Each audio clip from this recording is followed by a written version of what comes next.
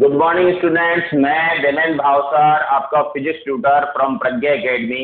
Class 12 में हमने chapter number 5 यानी आवेश एवं वैद्युत क्षेत्र कंप्लीट कर लिया है। अब उसके न्यूमेरिकल प्रश्न यानी न्यूमेरिकल पोर्शन की बारे में हम बात करेंगे। बोर्ड के विद्यार्थी जनरली न्यूमेरिकल नहीं करते हैं या वो डरते हैं। ठीक है, अगर बच्चों आपने थ्योरी को बहुत अच्छे से पढ़ा है, सारे कंसेप्टों को बहुत अच्छे से समझा है, सर ने जो थ्योरी में न्यूमेरिकल एक्चुअल में कराए थे, ठीक है, अगर वो न्यूमेरिकल आपने बहुत अच्छे तरीके से समझे हैं तो आपको ये न्यूमेरिकल पोर्शन के अंदर ज्यादा परेशानी नहीं आती है। दूसरी बात ये कि सर न्यूमेरिकल बोर्ड वाले विद्यार्थी जो होते हैं जनरली उनका ये मानना है कि सर न्यूमेरिकल की क्या आवश्यकता है, बोर्ड के पेपर में न्यूमेरिकल कितने परसेंट आते हैं, तो लगभग 40% बच्चों बोर्ड के पेपर के अंदर कुछ न्यूमेरिकल प्रश्न आते हैं। दूसरी बात ये है बच्चों की जब हम कोई चीज पढ़ते हैं जीवन के अंदर, मेरा एक कंसेप्ट है जो आप हमेशा याद रखो, जीवन में जब भी आप कोई काम करें, जैसे हम पढ़ाई कर रहे हैं और पढ़ाई में अगर हमने स्थिर वैद्युतिकी में पहला चैप्टर आवेश एवं वैद्युत क्षेत्र पढ़ा है तो हमको जब हमने पढ़ा है उस चीज को तो आधा अधूरा ज्ञान। मेरा ये मानना है कि अगर हम न्यूमेरिकल पोर्शन पर अच्छा फोकस नहीं करते हैं तो ऐसी स्थिति में आपको कंसेप्ट यानी कि जो सिद्धांत आपको आवेश एवं वैद्युत क्षेत्र में सिखाए गए थे उसकी पूरी जानकारी नहीं मिली है। इसलिए न्यूमेरिकल पोर्शन पर आपका ध्यान देना बहुत बहुत जरूरी होता है। आप जितने अच्छे न्यूमेरिकल करेंगे, जितनी ज्यादा प्रैक्टिस आप न्यूमेरिकल की करेंगे और जितना ज्यादा फोकस आप न्यूमेरिकल पर करेंगे आपको, ठीक है, उतना ही ज्यादा एक्चुअल में उस चैप्टर के सिद्धांतों की समझ बढ़ेगी और वो आपके जीवन में भी कहीं न कहीं काम में आएंगे। मेरा ये मानना है कि फिजिक्स एक ऐसा सब्जेक्ट है, ठीक है, जिसके सिद्धांतों को अगर आप एक्चुअल में अपने जीवन में भी उपयोग में लाएं तो आप काफी सफलता प्राप्त कर सकते हैं। इसलिए सिद्धांतों की समझ के लिए न्यूमेरिकल पोर्शन पर आपका ध्यान देना जरूरी है। ठीक है, तो चलो आज हम करते हैं बहुचयनात्मक प्रश्न यानी ऑब्जेक्टिव प्रश्न जो होते हैं, यानी जिनमें ठीक है, इस टाइप के ऑप्शंस होते हैं।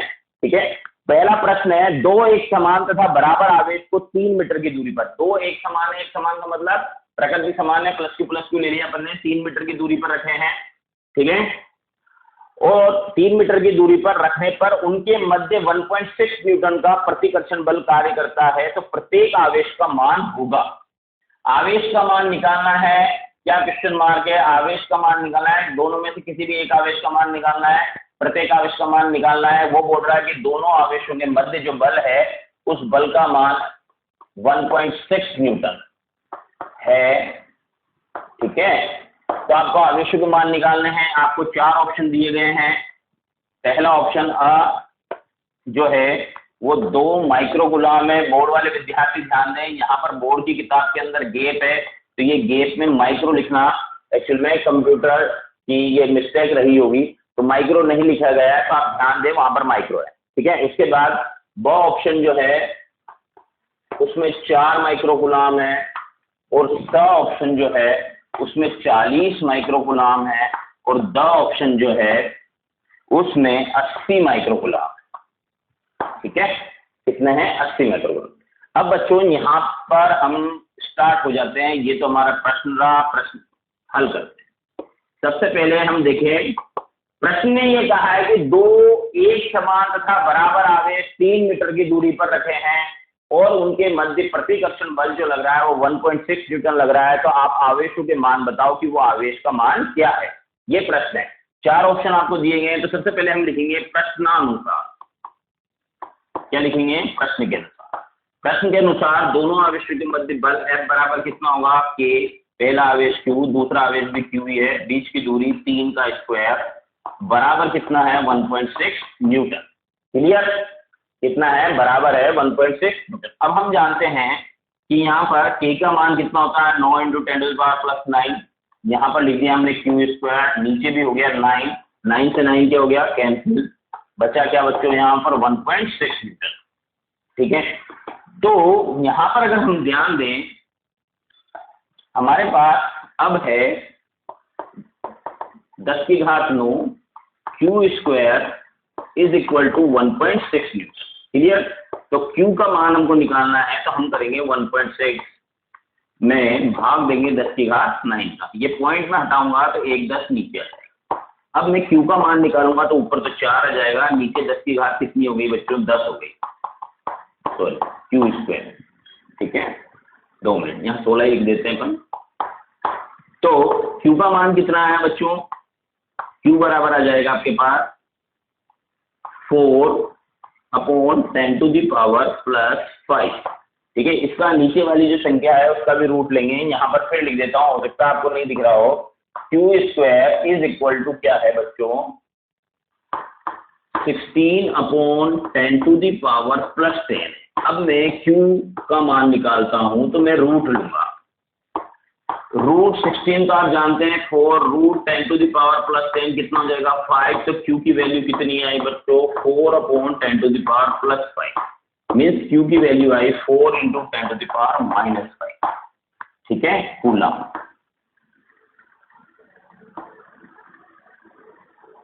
आई कि नहीं आई?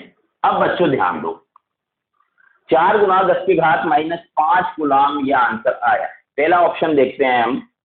2 माइक्रोकूलम पॉसिबल नहीं है, 4 माइक्रोकूलम। माइक्रो का मतलब होता है 10 की घात -6। कितना होता है? यहाँ पर 4 × 10 की घात -6 आंसर नहीं है, 4 × 10 की घात -5 है। तो ये बी ऑप्शन भी नहीं है। सी ऑप्शन पर आते हैं तो ये कह रहा है सी ऑप्शन हमको कि 40 माइक्रोकूलम यानी 10⁻⁻6 कूलम। तो ये जो 0 है तो हम इसको लिख सकते हैं 4 × ठीक है 10 × 10⁻⁻6। तो ये 10 जो है एक पावर को कम कर देगा, तो यहाँ कितना हो जाएगा? 5। मीन्स एक्चुअल में कौन सा आंसर सही हुआ? सा ऑप्शन राइट हुआ। क्लियर? यानी कि 40 × 10⁻⁻6 कूलम वाला आंसर सही है। ठीक है, तो हम उसको लिख सकते हैं 4 × 10⁻⁻5 कूलम। क्लियर? तो बच्चों लोग, ये हुआ क्वेश्चन नंबर 1। क्वेश्चन नंबर 2 के बारे में बात करते हैं। आपको बोर्ड में भी इसी तरह से प्रश्न करने हैं। ठीक है,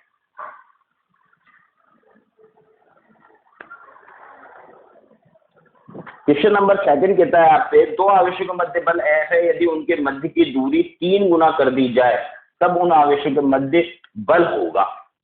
2 आवेशों के मध्य,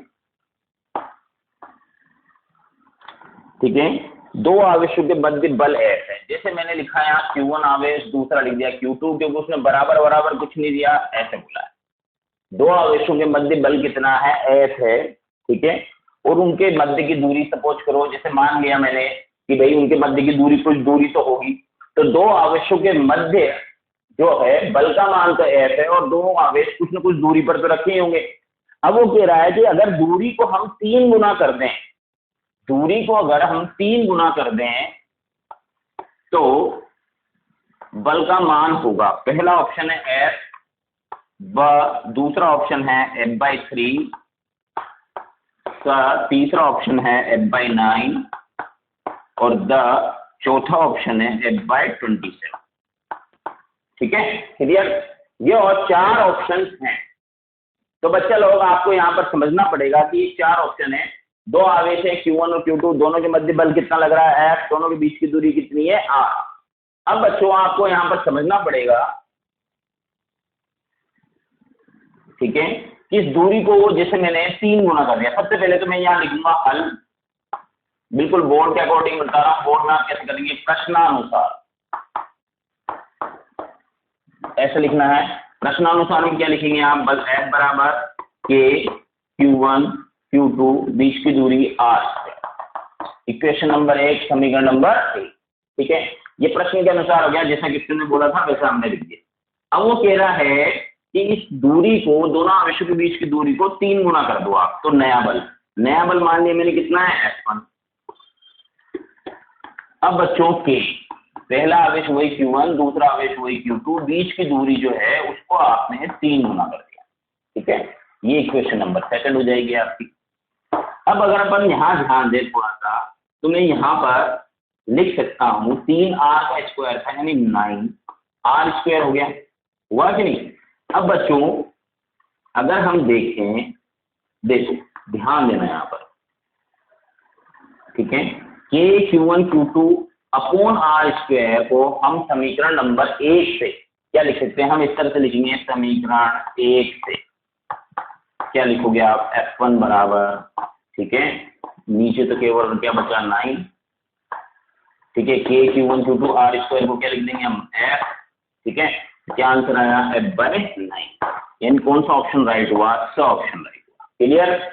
तो ये क्वेश्चन नंबर 2 हुआ। क्वेश्चन नंबर 3 के बारे में बात करते हैं। क्वेश्चन नंबर 3 है,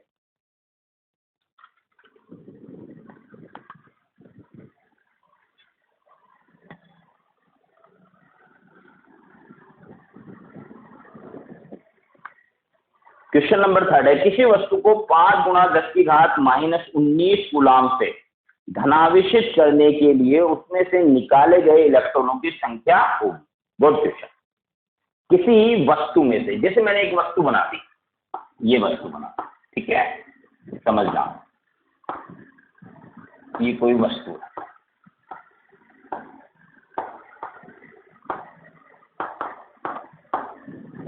अब इस वस्तु में से 5 × 10⁻⁻19 कूलाम से धन आवेशित करने के लिए इसमें से निकाले। हम अच्छी तरह से जानते हैं, आपको सिद्धांत ये पढ़ाया गया है कि किसी वस्तु को अगर आपको धनावेशित करना है तो उसमें से इलेक्ट्रॉन आपको निकालने पड़ेंगे, और ऋण आवेशित करना है तो उसमें से इलेक्ट्रॉन जोड़ने पड़ेंगे, उसमें इलेक्ट्रॉन जोड़ने पड़ेंगे। ना तो एक्चुअल में ना तो प्रोटॉन निकाला जा सकता है, नहीं प्रोटॉन जोड़ा जा सकता है, क्योंकि प्रोटॉन नाभिक में होते हैं। ठीक है, न्यूमेरिकल करने से काफी अच्छे कंसेप्ट हमारे क्लियर होते हैं। मान लिया मैंने एन, ठीक है, इसने बोला कितने इलेक्ट्रॉन, है ना, निकाले गए इलेक्ट्रॉनों की संख्या, तो मैंने मान लिया एन इलेक्ट्रॉन निकाले हैं, ठीक है,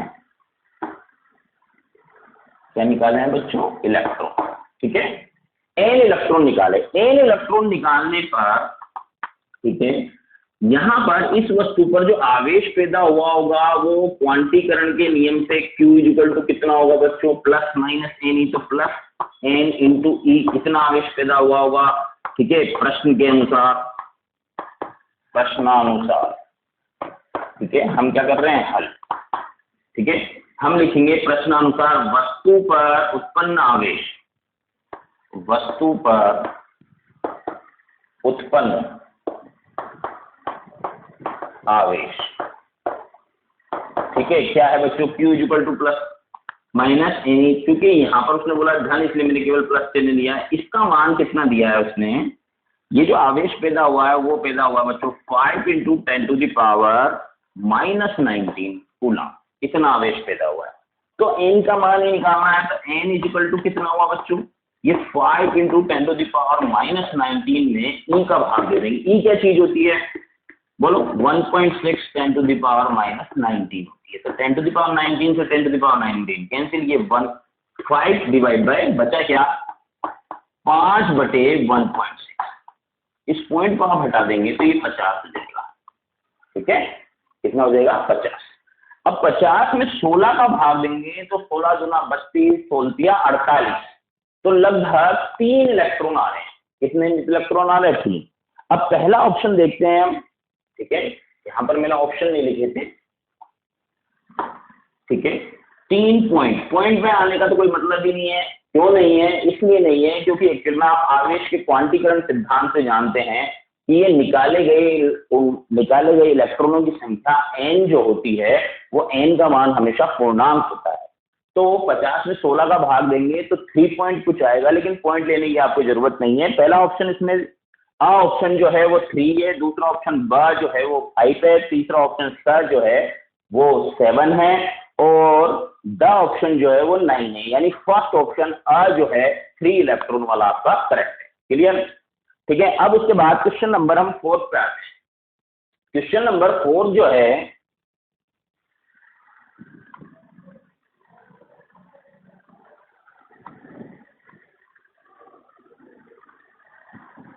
चलो क्वेश्चन नंबर 4 है, दो बिंदु आवेश 9 +9 तथा +E परस्पर 16 सेंटीमीटर दूरी पर स्थित हैं। इनके मध्य एक अन्य आवेश Q को कहां रखें कि वह साम्य अवस्था में रहे। बिल्कुल सही, बहुत अच्छा क्वेश्चन है, ठीक है। दोनों आवेशों को मिलाने वाली रेखा पर 3 केस हमने पढ़े थे, ठीक है। यहाँ पर +9e आवेश है, दूसरा e आवेश है, दोनों के बीच की दूरी 16 सेंटीमीटर है। ठीक है, आपसे कहा जा रहा है इनके मध्य अन्य आवेश Q को कहाँ रखें कि वह साम्य अवस्था में रहे। ये तीसरा आवेश को हम लेके आते हैं, ठीक है, Q को। मान लिया मैंने बच्चों कि ये जो Q आवेश मैंने रखा है ये x दूरी पर रखा है। कहाँ रखा बच्चों? x दूरी। तो ये जो दूरी हो जाएगी आपकी, ये जो बच गई वो 16 - x हो जाएगी। सेंटीमीटर में है, ध्यान रखना है आपको, किसमें है? सेंटीमीटर में। तो देखो +e आवेश से Q की जो दूरी है वो 16 - x है, और हमने माना है कि 9e आवेश से जो Q आवेश है उसकी दूरी कितनी है? x। दोनों आवेशों को मिलाने वाली रेखा पर इस आवेश Q को रखना है। ये जो Q आवेश है, इस Q आवेश पर कुल बल 0 होना चाहिए, क्योंकि वो बोल रहा है कि ये तीसरा आवेश Q जो है वो साम्य अवस्था में रहना चाहिए। तो ये +9e आवेश कैसे बल लगाएगा? मान लिया F1, ये 9e कितना बल लगा रहा है? F1। ये प्लस आवेश है, यहाँ पर ये Q जो है वो भी प्लस है। ठीक है, तो ये कैसे बल लगाएगा? F2। ठीक है, Q के बारे में उसने कुछ नहीं कहा, इसलिए मैं इसको प्लस मान रहा हूँ। ठीक है, अब यहाँ पर देखो +e आवेश के कारण बल F2 है और +9e आवेश के कारण बल F1 है। ये दोनों बल एक्चुअल में विपरीत दिशा में, अगर इनके परिमाण बराबर हो जाए तो ये कुल बल क्या हो जाएगा? 0। तो हम लिखेंगे हल। प्रश्नानुसार माना कि Q आवेश को +9e से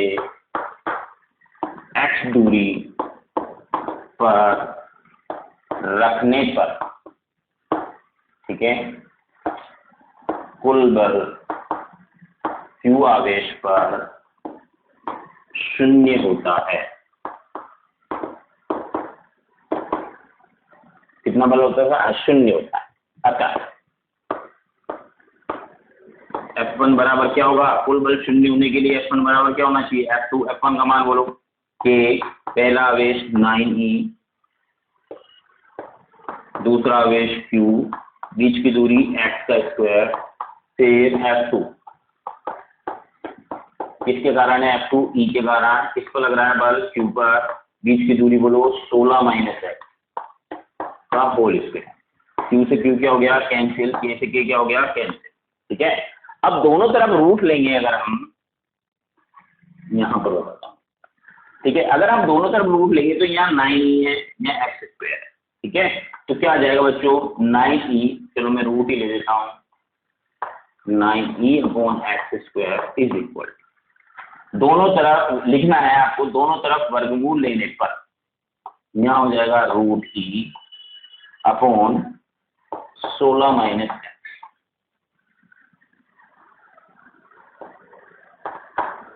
ये रूट बड़ा ही लगा देते हैं।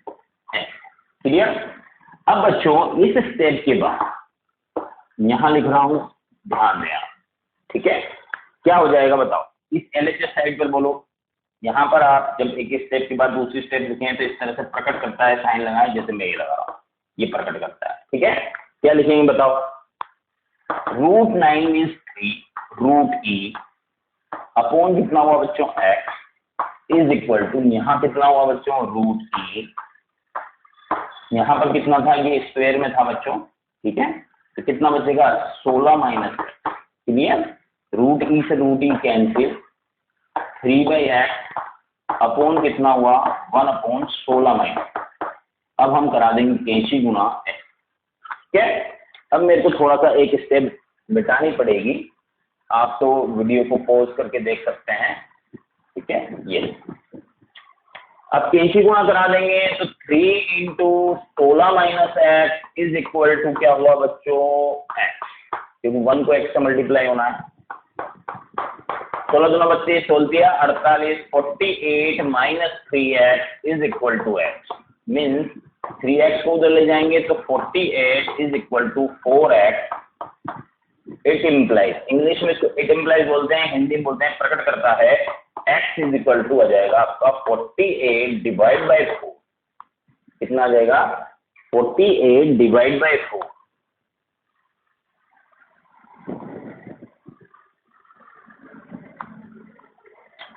मीन्स ये x की वैल्यू कितनी हुई बच्चों, 12 सेंटीमीटर। कितनी हुई, ठीक है, ये 4 से 12 कितनी बार टाइम कैंसिल होगा, 12। 12 कम 12, 12 दूना 24, 12 से 36, 12 चौक 48, तो 4 बार कटेगा, इसलिए x का मान जो होगा वो कितना आएगा, 12 सेंटीमीटर। ठीक है, अब ये आंसर कहां से है, ऑप्शंस पे ध्यान देते हैं। ये आंसर जो है, ये x जो हमने माना था वो 9e से है, तो 16 सेंटीमीटर दोनों के बीच की दूरी थी। तो अगर 9e से, ठीक है, तीसरा आवेश q की दूरी 12 सेंटीमीटर हुई, तो प्लस e से कितनी हुई, 4 सेंटीमीटर। अब ऑप्शन देखते हैं, पहला ऑप्शन है प्लस 9e आवेश से 24 सेंटीमीटर, गलत। सेकंड ऑप्शन है 9e आवेश से 12 सेंटीमीटर दूर, बिल्कुल सही है ये। फिर भी तीसरा ऑप्शन भी पढ़ लेते हैं, प्लस e आवेश से 24 सेंटीमीटर दूर, गलत। प्लस e आवेश से 12 सेंटीमीटर दूर, गलत। मीन्स आंसर कौन सा हुआ, ब ऑप्शन आपका राइट हुआ। क्लियर, ठीक है। अब आगे आते हैं हम क्वेश्चन नंबर 5। क्वेश्चन नंबर 5 जो है,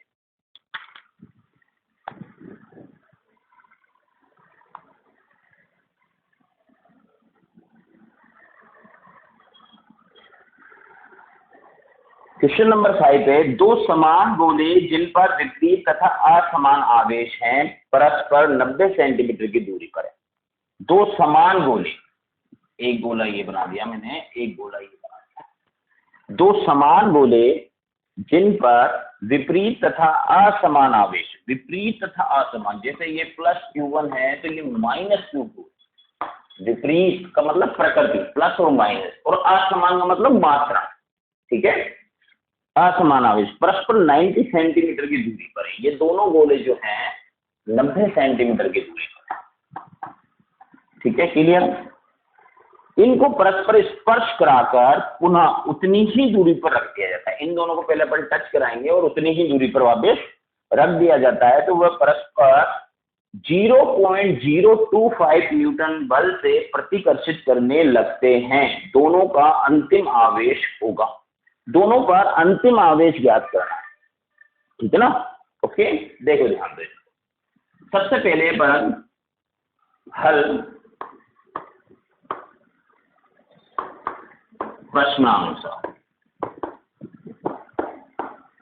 इन दोनों को अपन पहले स्पर्श कराएं, क्योंकि उसने बोला है कि दोनों गोलों को आप टच कराओगे, तो टच कराने के बाद आप दोनों गोलों को उतनी ही दूरी पर रख दोगे, यानी कि 90।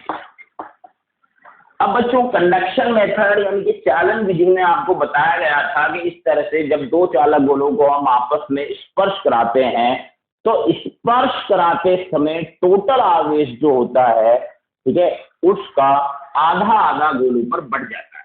ठीक है, तो यहाँ स्पर्श कराते समय आवेश के बारे में अपन बात करें, इस पर आवेश Q1, दूसरे पर Q2, तो टोटल आवेश कितना था, Q1 माइनस Q2, ये कुल आवेश है।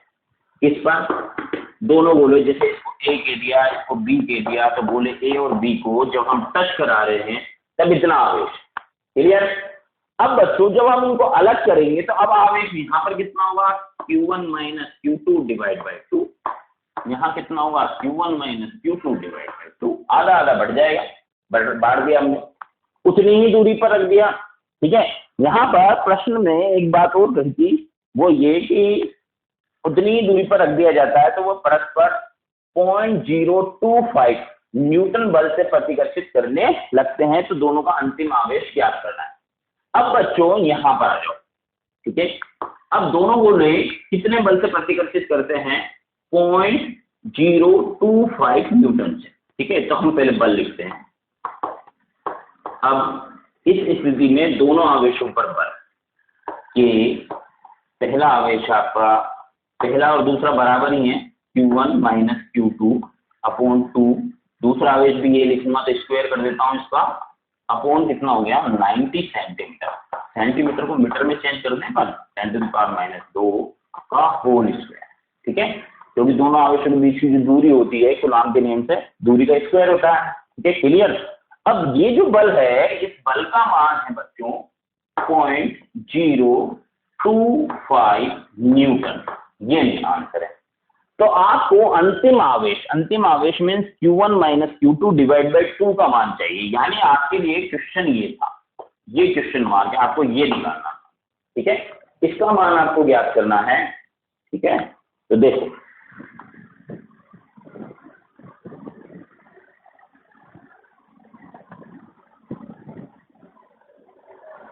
सब बच्चे ध्यान देंगे, ठीक है। यहाँ पर है हम k का मान बोलो बच्चों 9 इंटू 10⁻+9, फिर दूसरा है Q1 माइनस Q2 अपॉन 2 का होल स्क्वायर अपॉन है बच्चों, ठीक है। 9 स्क्वायर 81 हो जाएगा, 10⁻⁻2 है का भी होल स्क्वायर है तो 10⁻⁻4 कर देंगे, ठीक है। 90 इंटू 90 लिख देता हूँ इसको, ठीक है। 10⁻⁻4 हो जाएगा ये, is equal to 0.025 newton. Clear. अब बच्चों अगर हम यहाँ देखें तो इट इम्प्लाइज यानी प्रकट करता है, नीचे आ जाओ पहले, 1 0 2 0 10⁻⁻2 हो जाएगी, ठीक है। 4 की ना -2 हो जाएगी, ठीक है, ओके। अब बच्चों यहाँ पर 9 इंटू 9 बचता है, ये एक 9 ये दूसरा, क्लियर। नीचे का हिसाब कीजिए 9 इंटू 10⁻+9 और इसका तो मान निकालना ही है हमको, Q1 माइनस Q2 अपॉन 2 का whole square is equal to 0.025। Clear. तो एक 9 से एक 9 कैंसिल, ठीक है। अब ये 9 इंटू 10⁻2 बच रहा है, यहाँ पर ज्यादा से ज्यादा 10⁻7 को सोल्व करेंगे तो ये एक्चुअल में, ठीक है, प्लस में है और नीचे माइनस में है, ऊपर ले जाएंगे तो काटेंगे नहीं है, ये एक्चुअल में 11 हो जाएगी, ठीक है।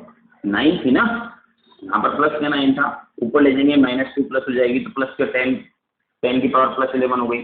तो अब जो देखें हम Q1 minus Q2 divide by 2 का होल स्क्वायर का मान हमको निकालना है, तो इज इक्वल टू ये जो 9 है यहाँ पर, ये जो 9 बच रहा है वो उधर मल्टीप्लाई हुआ 0.025 इंटू 9 डिवाइड बाय 10⁻+, ये, ठीक है। अब बच्चों यहाँ पर अगर मैं इस पॉइंट को हटा दूं तो यहाँ पर कितनी जीरो आ जाएंगे, 1 2 3, ठीक है, यानी 10⁻+3 है, ठीक है। तो अब बच्चों यहाँ पर नीचे तो आ गया 14 और ऊपर हो गया 25 इंटू 9, यानी कि अब मैं थोड़ा सा मिटा देता हूँ इधर वाला केस, ठीक है। तो अब इसको अपन सॉल्व कर लेते हैं। Q1 माइनस Q2 अपॉन 2 की वैल्यू निकाल रहे हैं हम, ठीक है। नीचे हो गया आपका 10⁻+14, देखो ये 11 थी, ये 13 14 हो गया, ये 25 इंटू 9 कितना हो गया बच्चों, ठीक है।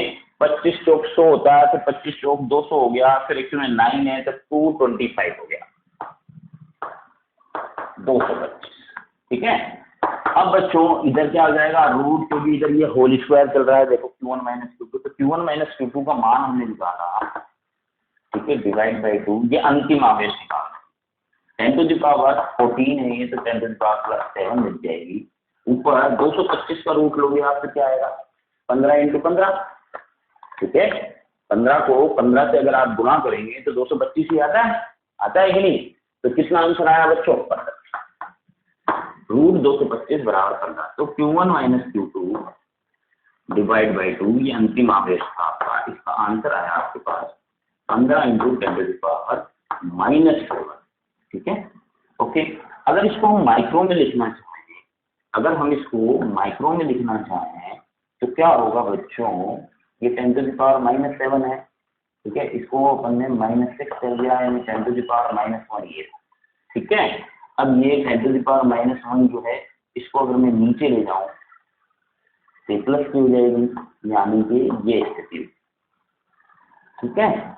अब ये स्थिति हो जाने का मतलब हुआ बच्चों कि आंसर आएगा 1.5 10⁻⁻6 कूलम, इसलिए हम बोलेंगे 1.5 माइक्रो कूलम आंसर पॉइंट है, 1.5 माइक्रो कूलम आंसर आएगा।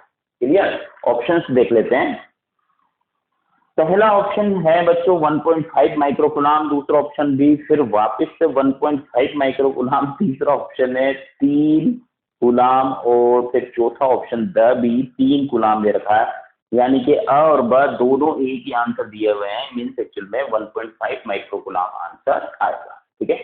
तो बच्चों इस तरह से हमको न्यूमेरिकल प्रश्न करना है। आज मैंने आपको 5 प्रश्न करके बताया, ठीक है। अब एक्चुअल में मैं कंटिन्यू एक्चुअल में, ठीक है, आपको वीडियो डालता रहूंगा रेगुलर। आप मेरे वीडियो को वॉच करें, ठीक है, और न्यूमेरिकल पर फोकस करें। जो चैप्टर हम पढ़ रहे हैं उसकी समझ के लिए न्यूमेरिकल करना बहुत बहुत जरूरी है। ठीक है, ठीक, धन्यवाद।